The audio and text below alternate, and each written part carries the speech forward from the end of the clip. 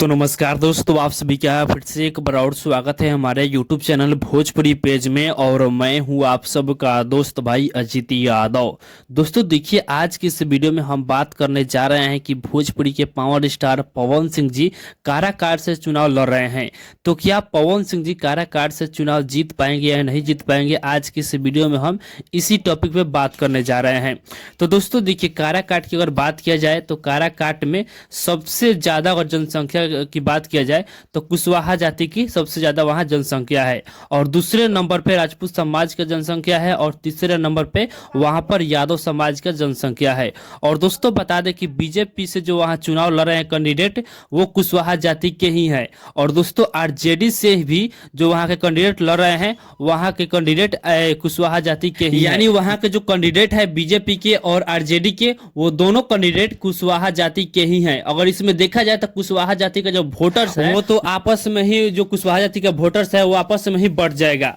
और दोस्तों उसके बाद अगर राजपूत समाज का वोटर्स की बात किया जाए तो दोस्तों राजपूत समाज के जो लोग हैं वो तो बीजेपी को सपोर्ट करते हैं, लेकिन जहां जाति की बात किया जाए वोटर्स हैं वो तो पवन सिंह जी को ही सपोर्ट करेंगे, क्योंकि बिहार में तो वैसे ही जातिवाद मतलब है। और दोस्तों उसके बाद यादव समाज की वोटर्स की बात किया जाए तो यादव समाज के जो लोग होते हैं वो तो आरजेडी को सपोर्ट करते हैं, लेकिन अगर पवन सिंह जी के चुनाव प्रचार में खेसारी लाल यादव जी अगर पहुंच जाते हैं, क्योंकि हाल ही फिलहाल में खेसारी लाल यादव जी के मैनेजर सोनू पांडे जी के भाई का तिलक था, उसमें खेसारी लाल यादव जी बताए थे कि हम पवन सिंह जी के चुनाव प्रचार में हम जाएंगे। तो अगर खेसारी लाल यादव जी पवन सिंह जी के चुनाव प्रचार में अगर चले जाते हैं तो वहां के जो यादव समाज के वोटर्स है वो पवन सिंह जी को वोट दे देंगे और पवन सिंह जी इस बार चुनाव जीत जाएंगे। मतलब इस बार पवन सिंह जी चुनाव जीत रहे हैं, इसमें कोई शक शकी वाला बात नहीं है, क्योंकि पवन सिंह जी को हर समाज के लोग वोट देने वाले हैं काराकाट से।